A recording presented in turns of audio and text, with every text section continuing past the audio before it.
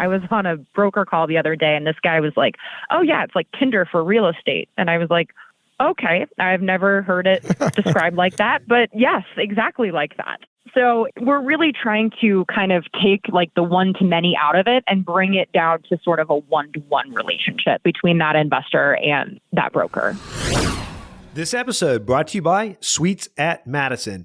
Meeting and conference rooms for rent by the hour, week, month, or year. Suites at Madison, where business gets done. Check them out at www.downtowntampaoffice.com. Now, on to the show.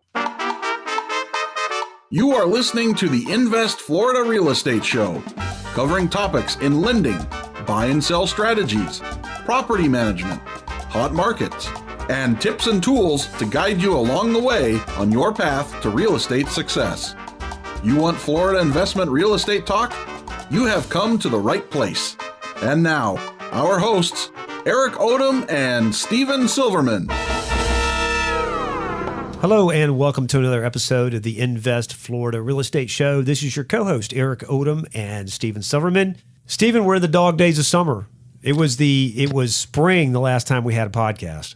Well, the commercial real estate world and the whole real estate world has just been so active and things changing. It takes a lot of time and a lot of effort. And, you know, we're out there qualifying guests, trying to make sure we get the right kinds of people on the show that our listeners can benefit from. But sometimes, like business and other things, just fall in front of it. So I think if there are any people out there that can recommend guests that would be useful or helpful for all of us, we'd really appreciate it. Just helps us keep the quality of the show. Yeah, I mean, we had some folks cancel on us, and we like to do, every other week to do an episode, and that's not been happening. We had transition with our producer. We had a new one come in, and we're trying to teach her the ropes of how to find guests and help us find guests. And then we had some folks cancel on us, and then say they couldn't do it for one reason or another. And that's a hardship for us. I mean, we invest so much time in trying to find guests that will produce content that are meaningful for our market. We're not like Bigger Pockets or some of these other podcasts that cover general real estate investing information. We talk specifically, we want to talk about the state of Florida, unless, like today's episode, it's more of a national type of a deal. But typically, we want to try to get investors in markets like Daytona, like Sarasota, like Naples, like the Panhandle. We want to know people who are doing things, and it can be the startup investor to someone learning, to someone who's been around, they're developing and doing deals inside of the market. But we want to hear about the market, and that takes a lot of time. There's a lot of people who are nervous and timid about wanting to come on. They're afraid that they might not sound good, and we understand all those things, but it adds to the challenge of trying to find folks. So if you guys do know somebody that you can refer to us, whether it be a startup investor, even an investor who's just done their first deal or in the process of just completing their first deal and have some stories for people, we'd love to hear from you. So send us an email, send us a message, post on our Facebook page, whatever, and keep us informed, because it really is hard. We want to try to bring consistent content to you, but it's not easy. You guys can make it a lot easier on us if you did that. Wanted to mention also our website, www.investfloridashow.com. You can contact us through there. You can also find other great guests. But important for us, for you guys to know that. Usually we're distributing most of our contents listened through the Google app or through the iTunes podcast app. But know the website's out there, and you can contact us through at any time. One of the things we also ask our listeners to do is leave us reviews, talk to us, because it does help for guests. Potential guests do go and read what people are saying, because they don't want to come on just because. They want to know that it's going to be meaningful for them, that we have a certain number of listeners for shows, and that those folks that are listeners are interacting with us, and that it's the type of folks they want to reach. So if you've not done so, please leave us a review on the iTunes store, and we'll read it online. We just had one recently here from Agoya 187. He says, "It's me again. My name is Brian, and thank you for the shout out.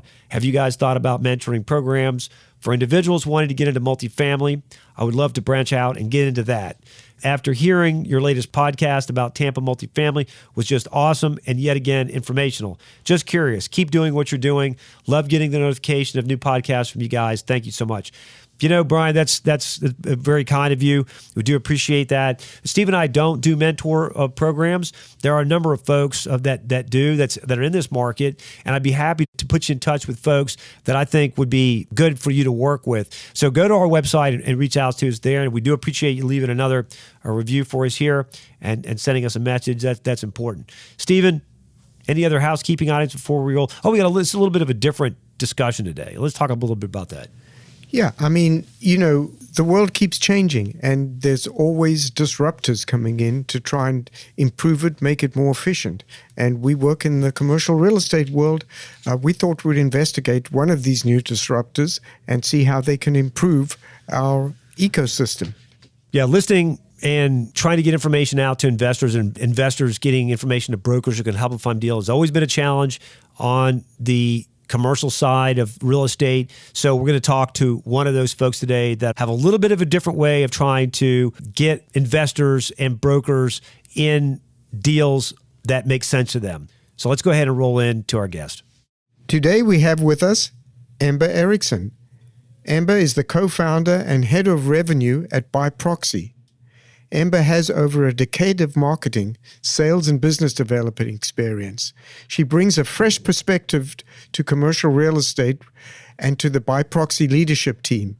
Ember is a veteran software marketer, serving as the head of marketing and business development for learning management software Wisetail, which was acquired by Alchemy Systems in 2017, and again by Interc.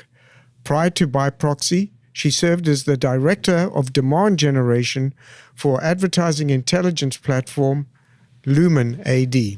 Ember, welcome to the Invest Florida show. Thank you. Happy to be here. Ember, really appreciate the time that you're investing with us today. Why don't we start from a 30,000-foot level first?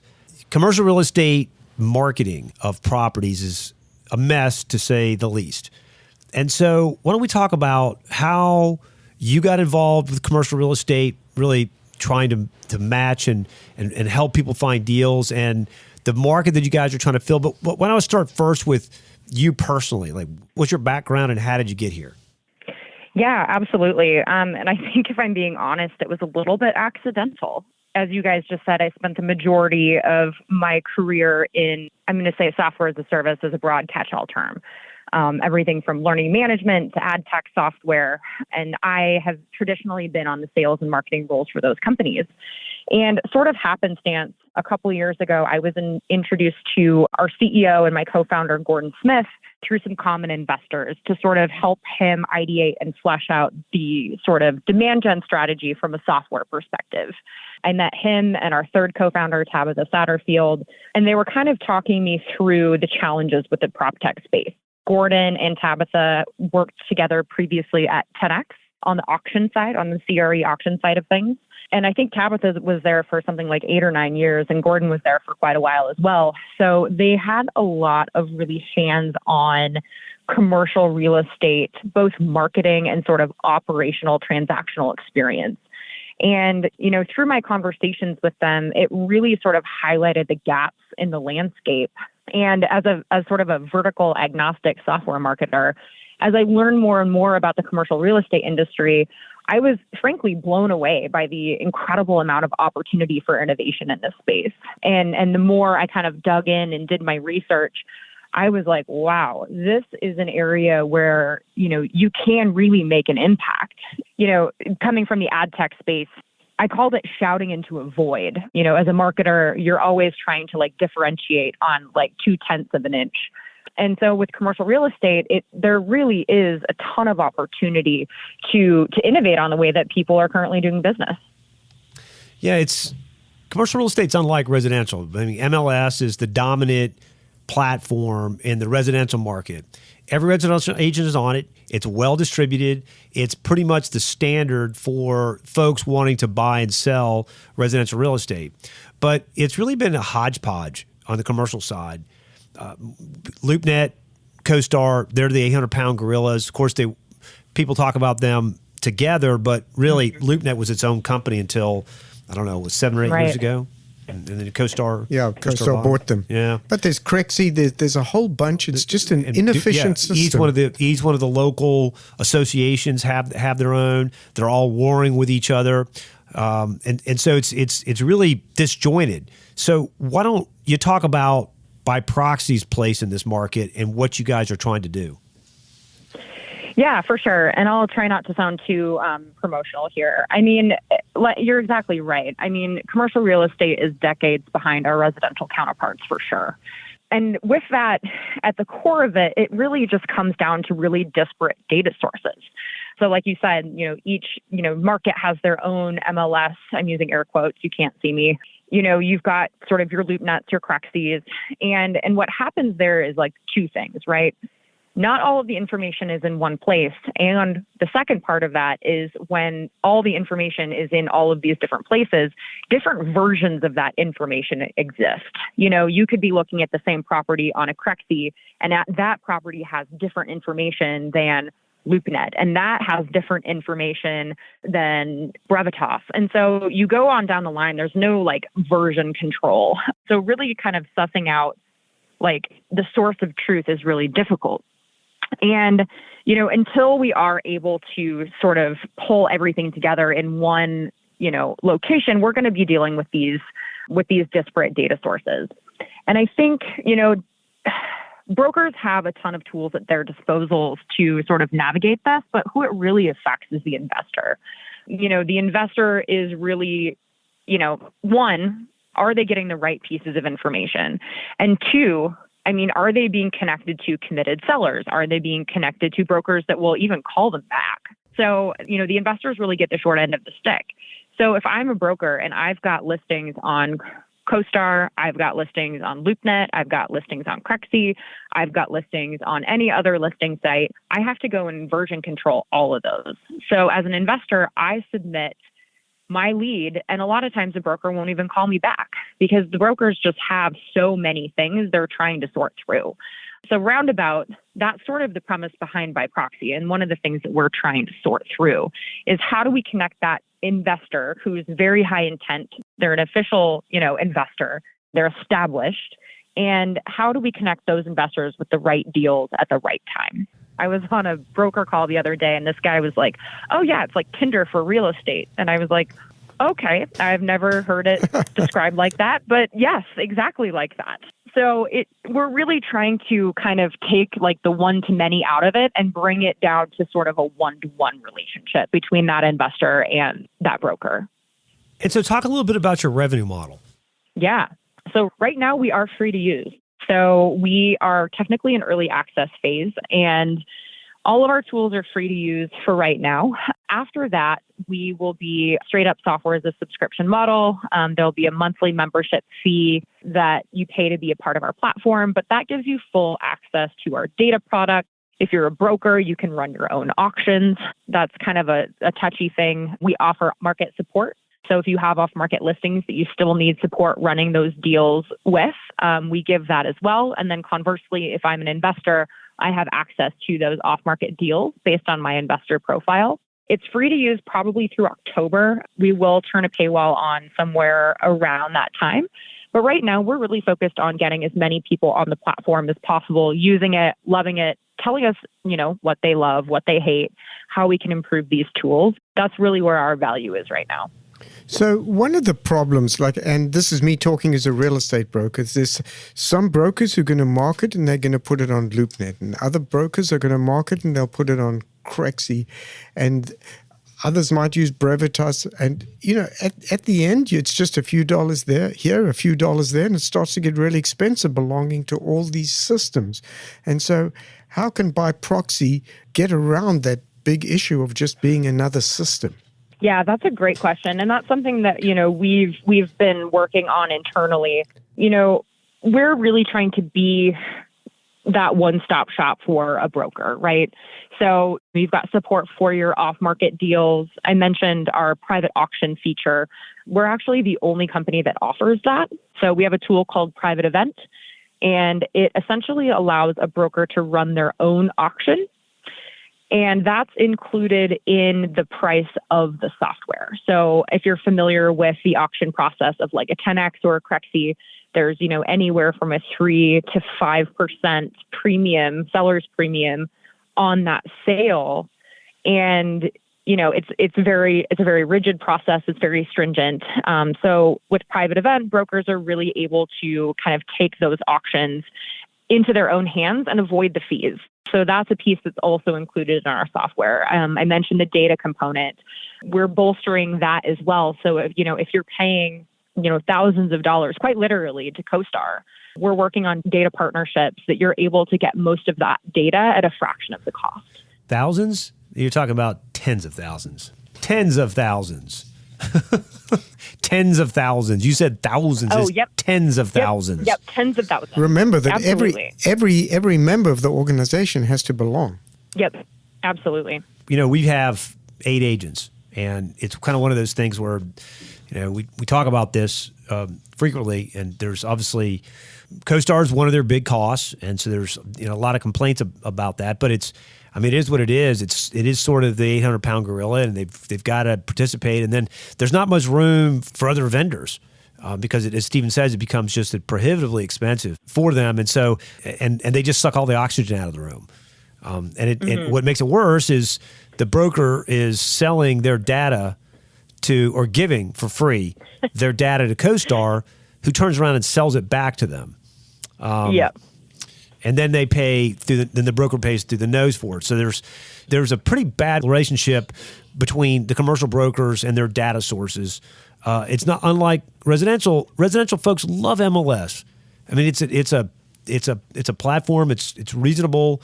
Everybody's on it. There's consistency. There's regulatory action, enforcement of people who don't play by the rules, and none of that exists on the commercial side. So, talk to us a little bit about. Well, unless you want to address me just bashing commercial data. No, go ahead. But I was going to say, talk to us a little bit about on your platform. Are you targeting particular types of assets, or is it any asset? So it could be leasing, or is it only sales? Is it only particular types of investment properties? Like what are you trying to target? Yeah, absolutely. So we are exclusively investment sales, and we're asset class agnostic. So, we cover, all of the U.S., any asset class, but our sweet spot really is sort of what we've termed the middle market. So these are assets between, let's call it $2 and $20 million. So anything above that becomes really institutional. And so as you guys know, those institutional deals are just much bigger of a beast. You've got full teams working on it. Sometimes, for long extended periods of time, you've got access to all the right data. You've got access to all the right people because the stakes are just higher. What we found is that really the area that's underserved, and the brokers and investors alike, that's really sort of underserved by these, like you said, tens of thousands of dollars worth of, data expenses and those types of things. It's really those brokers and investors that are dealing in that middle market. They're representing assets between $2 and $20 million. I don't mean to gloom and doom with the state of the economy or anything like that. But, those are the deals that are, getting hammered the most. And so our goal is to not try to boil the ocean, but really sort of provide a tool that supports that class of users. So define investment for me. Is it have to have a cap rate, or is it speculative land? Like what is defined as as investment only? Yeah. So it's really anything. So anything from land. We've seen an uptick in things like single family rental portfolios that just weren't, a few years ago it was sort of, the hot new thing, but now we've really seen it take off. So anything from land, redevelopment, those types of things, and then your standard asset classes as well. So anything from office to industrial. You name it. We're asset class agnostic. So it's not including leasing. It's just sales. Correct. Okay. Yeah, and investment could be targeted at developers because that is a form of investment they're developing, Exactly. right? So it could be farmland that's in there. There's really investment, even though it doesn't have a cap rate, but that could be something a developer would be interested in. But what about an empty office building? Would that fit into this system? You know, where a user would buy it? Does that? I mean, I don't. Well, are you talking about one would be like a typical single tenant type of structure that could be Correct. owner occupied or investment? Yes. That's a good question. Yeah. I mean, the short answer is that we support both. Ideally, you wouldn't have a vacant office building. That's a little bit harder of a sell.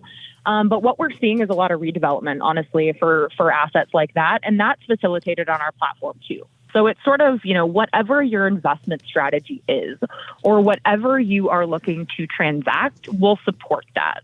So part of your success will have to be just building a huge following of people subscribing in order to get the properties on. And that's where, some of these other systems like CoStar and them just spend a huge amount of capital. And, I guess that's where your challenge will be. Yeah, absolutely. I mean, it is staggering how much money, LoopNet spends on traffic and getting people back to their websites. And quite frankly, we can't compete with that. Not many people can. So what we have to do is go about it a different way.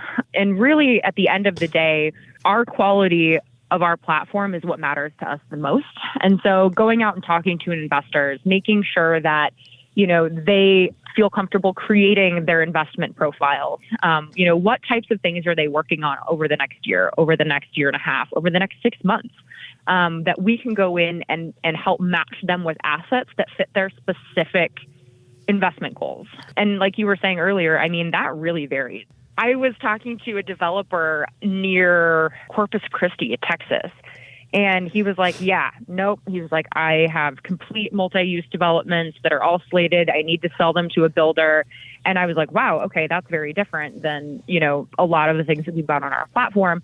And then the very next phone call I had was somebody that was like looking to turn all of these old, office buildings into essentially multifamily properties. And so it really is, Biproxi's success will be in understanding each of those individual investors' needs and then helping them find the right properties to fit those needs. And then conversely, if I'm a broker and I've got some really just, I've got some things that have some hair on them, right? Making like some investor out there will love that. There's some people out there that, they want the empty shopping malls. They want all of this stuff. So, helping our brokers to connect with people who are maybe outside of their network that are really going to start filling the gaps and making sure that those assets move. Ember, talk to us a little bit about off-market because with CoStar, again, like you said, CoStar and LoopNet, the 800-pound gorillas, they're very rigid about what you put into the system. And so you can't fail to list an address, for example, on LoopNet. That they don't accept that as a listing. So you're doing off-market deals. I mean, ask any agent.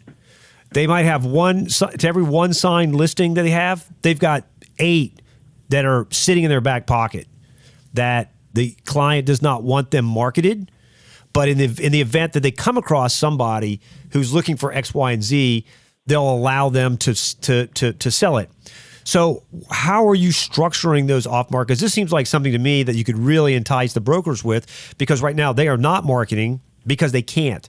They can't put it on Craigslist. They can't put it on LoopNet. None of them are going to allow that. So how are you guys handling that off market transaction that for a broker is called a pocket listing? Yeah. So that's a great question. So first of all, we don't require an address to list, and you are able to control that. So you being the broker, you can choose to share as much information as you want. It helps to have a general geographic idea of where the property is. But essentially how that works is that, okay, you've got a pocket listing and you want to create a listing like you normally would to publish on any of the sites. You go through all the steps that you would normally do to create this sort of, digital OM, as we've been sort of calling them internally. And you get that private link. So say you do come across that investor that's like, hey, this is a great investor. You can send them that private link. You can upload all of your confidentiality agreements, anything like that you need additional approval for. You are able to individually approve and deny access to the diligence vaults. So as the broker, you're really in control to run your business, run your process the way that you need to run it. And then we'll take that one step further. So, now that you have that property listed, what we do is scour our database for investors that are looking for those types of properties, and we'll populate those right in your dashboard. It doesn't get marketed, so it's not like there's like an email blast that goes out to, tens of thousands of people that just gets thrown into the trash. Like, you're not mass marketing it, but you as the broker will receive those individual investor profiles in your dashboard, and then after you review them, you can choose to reach out to them one-to-one. So we allow the brokers control to take that process into their own hands. We don't want to be in the middle of it, especially with something as sensitive as a pocket listing. We want to make sure that those brokers can reach out individually and be like, hey, I think that you're a great fit for this asset. Take a look. So I have a question to ask you about some of the other listing systems, because where I often see them falling down is, and LoopNet and CoStar are better at it than some of the others, but a broker will list a property and then just leave it on there, even though it's no longer available. And then it starts to lose credibility with the investor and other brokers. Yeah, absolutely. And that's a huge issue. That's pretty much the playbook. And really, like, from a technical marketing standpoint, it's really an SEO play. So as long as you leave that listing up, Google thinks that it still exists and you're able to still continue to drive traffic to that listing, which really sort of, perpetuates, LoopNet getting bigger and bigger and bigger, although a lot of their listings are outdated. And one thing that we are very, very diligent about is that all of our listings have an end date. And so once that end date has passed, you choose to extend it. That's super easy. But we automatically take those off of the website or list them as inactive, and they'll just go back into your dashboard. Like I said, we are very, very interested in making sure that the experience is quality. These are real listings. These are real brokers who are really going to call you back. They're real investors. And we make sure that none of that gets kept on the site longer than it needs to, just for the sake of SEO and leads. So another question I wanted to ask you was, you spoke about data. I mean, these companies are investing a huge amount of money. They've got people calling back and checking what properties sold at and all those things. Is it even possible to get that data from other sources? That's a great question. And our head of product, Tabitha Satterfield, this is something that she spends probably 90% of her waking hours thinking about. We're fortunate enough to have really great industry relationships with data partners. And quite frankly, they're sort of at a spot where, they're looking to grow themselves. And we're all kind of looking to create something that is super useful and not as expensive and all of these good things. So we currently partner with a company called Cherry. Have you guys heard of Cherry? Cherries? Like in the fruit? Yeah, their logo is actually a cherry, but it's spelled CHERRE. And they're the real estate data company based out of New York. And they are sort of not a data aggregator, but they're taking data from all of these different providers and distilling them into usable insights and then distributing them with a tech forward solution like an API. And so through them, we are able to sort of reap the benefits of their hard work, for lack of a better word, and populate those into our system. And because we're doing that, we're able to, offer it at a lower cost. We're able to bring it to people who might not want to pay in an individual license, a couple $1,000s. We can bring that to our users in app. So I would like to ask you as a 30,000-foot view of what your perception of is where the real estate market, the world is headed. Travel agents, virtually disappeared as everybody went online and did things directly. And there's a million different sites. Travel agents went away. People have said the same thing would eventually happen to real estate brokers. We always pray not, but I just wonder what your thoughts are, whether technology is pointing in that direction or there'll always still be a place. Wow, that's a really great question. And I think the answer from my perspective is pretty simple. There will always be a role for a commercial broker. Not to discount the work that goes into, being a residential agent or a residential broker, but residential has become more standardized over the years. And because that transaction volume is higher, it necessarily needs to be more standardized. And you're dealing with very unsophisticated people when it comes to purchasing real estate. So on the residential side of things, I don't know what the exact stat is, but the average person really only buys one or two pieces of residential property maybe in their entire lives. So these are not experts. These are not people who do this on the day-to-day. Commercial real estate, on the other hand, every deal is different, and there's so many other things that you have to just, quite frankly, know and navigate. So I do think that there's always going to be a role for a broker. In my opinion, it's going to be more of an advisory role moving forward, in the same ways that, I could manage my own finances, but I choose to have somebody who's better at it and can dedicate more time to it than me. I get a better return. The same thing will happen with a commercial real estate broker. It's somebody that knows your markets. It's somebody that knows that exact piece of property. It's somebody that lives and breathes that every single day. I think that it will shift as buyers and sellers become, they have more access to data, they have more access to research tools, but they're always going to want that broker to be that advisor. That's my 2 cents. Buyer criteria sounds like it's important. Like buyers can set up criteria inside of your system. Is that accurate?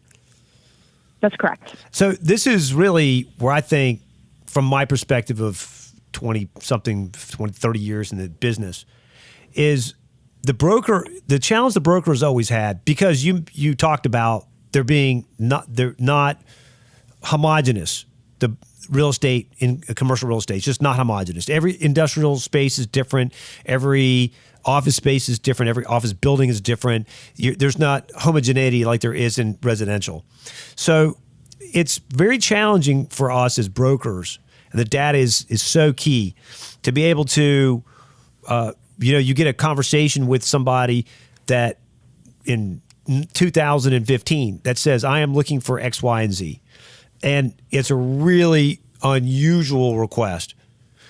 They're looking for a particular area with a particular type of structure, with a particular type of, access and ingress and egress and these sorts of things. You're like, wow, I'm not going to spend my time on this because I'm looking for a needle in a haystack. But I will take your name and your number in the event that I do run by something that fits your criteria. I'll give you a shout. But that was 7 years ago, right? If you don't have a good database to be in front of that person, and even if you do, that guy could be dead 7 years later. So, it's the reality. But for us to be able to have you guys store that information, that when we get something that's unusual, we can take it to you and say, oh, here's the buyers that are interested in blah, blah, blah, blah, blah. And so that really helps expedite. You mentioned it right at the beginning, and I'm kind of closing out with it too, that it's tender for investors on the commercial side. No, and that's the beauty of it, because the buyers now have some control over, rather than calling broker, they call us, they call JLL, they call Cushman, they call CB, they call the other independents, and that's all they do all day long. Call, because they're trying to get their information to stick in front of that broker, so when they do find that deal for them, they're going to remember them. But that's hard. It's hard. It's a lot of work. And so you guys are helping to simplify that. I really think that's the jewel of why you guys should be able to differentiate yourself in the market. Yeah, for sure. I mean, that's definitely our thesis. I mean, because again, like the middle market is so fragmented. And like you said, that investor with just the very specific criteria. I've had some of the most interesting phone calls with investors. I'm not even kidding you. They're like, I need, a shopping mall. I need it completely vacant. I need, 2 gas stations within 500 feet. It's just like, you're like, what is going on here? But the beauty of that is that they can put that investment criteria into our database, and then brokers, when they do have those very unusual properties, will dynamically pull those names for that broker, and then that broker is able to reach out. And then that opens up a one-to-one dialogue, as opposed to sending out a mass email and hoping that, that one investor that's invested in this like very specific piece of property is, A, in front of their computer, B, it didn't go to spam, or C, they just straight up didn't delete it. A lot of the times I've got a couple of alerts set up on some other sites, and I get emails after emails after emails after emails, and I just start deleting them. Yeah. And so by putting those investors right in that broker dashboard, they're able to sort of create that one-to-one relationship. And let me just, on the flip side of that, apartments. I get a telephone call every week, sometimes 2 or 3 telephone calls a week, saying, I'm looking for apartments, and they're so cocky about it. I'm looking for apartments, and, just give me everything you got. And it's like, dude, what planet are you living on? I have 3,000 people sitting in a database looking for apartments. Get in line. But, I don't know who that person is when they're calling. And for the broker, it's really about time and best use of our time. So I have a handful of apartment investors when I ever get an apartment deal that I take it to. And those are the people I know can consummate a transaction. And then if those folks don't want the deal that might fall into my lap, then I'm out going through the list of 3,000, trying to vet them to make sure. What are you guys doing on I'm talking about the vetting component of it, because I know you must have just that's going to be the most numerous number of investors is in the multifamily side, to vet those investors so that who's ever contacting them knows they're not BS. Because for every one legitimate apartment investor, there's 9 BS investors that they'll drag you down into the swamp, and you can't get away. You can't get out and away from them.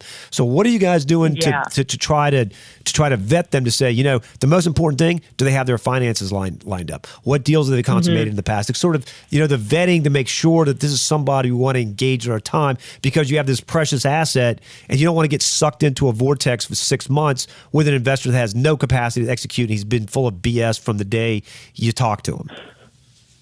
Yeah, absolutely. And that's a great question. And I think that kind of ties into our roadmap for the next year.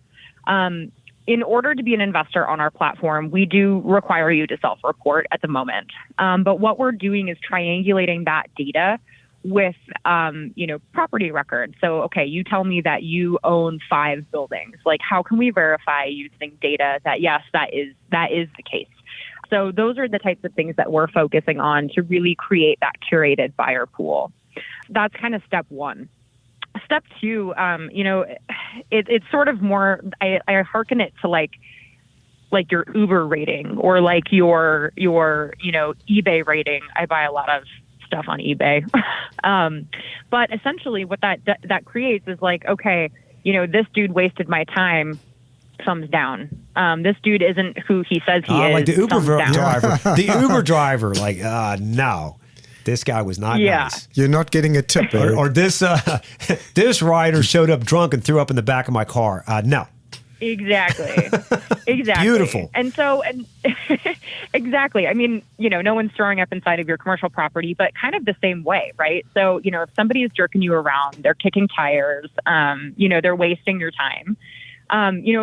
It's one of those things that we're building into our software that's like, yes, this person is who they say it is, like they're a legitimate investor, all of those types of things. We're building that into our system in addition to adhering to our community guidelines. So it goes both ways, right? So like if you're a broker and you reach out to this investor about a property and that investor never gets back to you, thumbs down. Like that's not adhering to our community guidelines. We expect prompt and professional communication. Oh, that's awesome. Like representation. If you've represented that you have financing secured for something and it turns out that you don't, thumbs down. An investor, it very much behooves them to be accurate in their representation of themselves. Oh man, that would be phenomenal.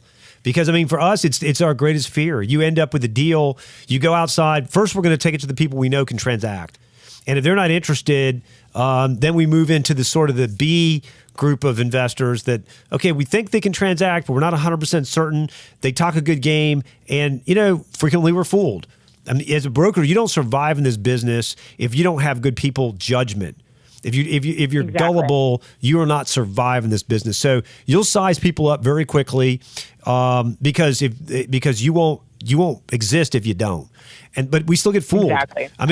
Last year I got sucked into the vortex of a buyer that he was a neophyte, but he was a big talker. And then when we went through a year of trying to get entitlement done on a particular piece of a parcel, and we're 2 weeks away from closing. And then he walks from the deal on a technicality. And not only did he walk, but we had the ability to be able to extend, which I could have taken that property to another investor. We even bought it myself because at this point, the property's appreciated by 15 or 20% in the year that we've had it, that we had it under contract. And he wouldn't even allow me to do that. You're dead to me now. Don't talk to me ever again. You wasted so much of my time. Not only did I lose out on a fairly substantive commission, but more importantly, I could have consummated this deal if you'd been a little bit more patient and been able to wait for 2 to 3 weeks more, sign an extension, and we would have paid you. You would have gotten additional funds on the back. That guy's full of BS, and I got tricked. And if I was part of your system, I never would have got sucked into that. And I ended up losing that deal. It's terrible. Are you contemplating that kind of rating system would be confidential or would have someone's name on it? So it's confidential for right now. And that will help us sort of internally filter out. So if you have a listing, it will help us filter out who we serve up to you. So if you're a shitty investor, you're not going to get served up to these brokers.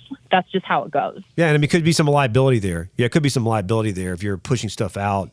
Yeah. You know what Eric said is like everybody's free until the moment the contract's signed. Then you're married, and you have to go down that path. And that's when you find out the true colors of how professional people are. And so any shortcut you can do to make sure that process goes smoothly is enormously important. Yeah, absolutely. And I think that's sort of our whole goal with this is to just, again, like quality interactions, quality assets, quality people on both ends of the equation, and making sure that the interactions are all there's a high level of professionalism, there's standards of conduct, those types of things. Just to be completely transparent, we're a ways away from the promised land on all of that, but we're making steps over the next year to make sure that we are really able to curate that investor community and hopefully give our brokers a really compelling experience so that they'll want to come back and keep using us. Well, Ember, we understand that it's a work in process, but it seems definitely something that's worth for both brokers and investors to investigate. So if they want to take a look at your system, what's the best way for them to find out more and to contact you? Yeah, absolutely. So if you go to our website, it's just biproxi.com, biproxi.com. There'll be a Get Started for Free button up in the right-hand corner. If you're an investor, it'll take you through some onboarding questions that you can fill out later. But if you're a broker, you can fill that out as well. We are requiring licenses to list. So we're protective of the broker relationship on that front as well. So there's that piece. You can get started. You can list for free. You can use our private event tool for free. You can use our Data Explorer tool for free. And let us know what you think. I might be reaching out with some questions about how you're liking using the product. So that's the easiest way to get started. If you want a demo, I know that some people love, even if with a free product, people love a demo. So you can reach out to me directly. My email is Ember, EMBER, @biproxi.com. And that's the easiest way for us to get connected. Awesome. Ember, really appreciate your time that you spent with us today. Stephen, anything else before we let Ember go? No, thank you, Ember. It's fascinating, and we look forward to delving more into it. Awesome. Thanks for having me. And that was Ember Erickson with Biproxi. Stephen, what were your thoughts? Well, Ember made some really interesting observations. I mean, she said commercial real estate is decades behind residential. I do believe they're behind, but it's also different. We operate in a very inefficient world. So anybody who's doing something like Biproxi is to try and make it more efficient is beneficial to the whole ecosystem. Yeah, it'll never be like residential. Commercial will never be like, I don't care how much technology you apply to it, it's never going to be as efficient as residential. Take one community where my parents when they first moved to Tampa, I don't know, there was 1,000 homes, massive community in the south end of Brandon. There was about a dozen builders that built in that development. That's it. So the floor plans you might have they might be reversed, but the floor plans, maybe there's 36 floor plans in that entire community of thousands.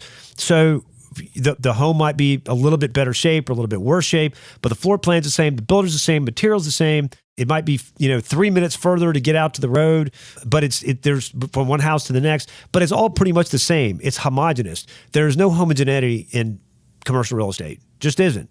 Every apartment complex. So you can have 12 units lined up, and they're by different builders, and they're all different. And then, a mile away from there, they couldn't fit 12-unit apartments on there, so there's only 8-unit apartments, and they're different. They're different layouts because they had to make a different layout. It's commercial is just a completely different animal than residential, and it's why it's hard for me to imagine you're ever going to be able to get rid of and digitize completely commercial real estate agents out of the business. But this is really interesting because it definitely sounds like Biproxi is on a path to be able to make it more efficient. And so you're on that bullet train or you're on the slow steam locomotive. Yeah, absolutely. I mean, definitely worth checking out. Yeah, absolutely. Guys, as always, we appreciate the time that you invest with us each and every episode. So until next time, hasta la vista. You've just listened to the Invest Florida podcast with Eric Odom and Steven Silverman. Join us every week for actionable real estate investment ideas, and of course, visit our website at www.investfloridashow.com for more shows and tips on how to earn a cash flow in the real estate market in Florida. While hosts and producers of the Invest Florida show have no reason to doubt the validity of comments of our guests, we do not warranty their accuracy. Please check with your legal, financial, and tax advisors before entering into any investment. Returns will vary from person to person and deal to deal based on unique circumstances. All information expressed in this show is for educational purposes only. Opinions of the guests are not necessarily shared by the hosts and producers of the Invest Florida show.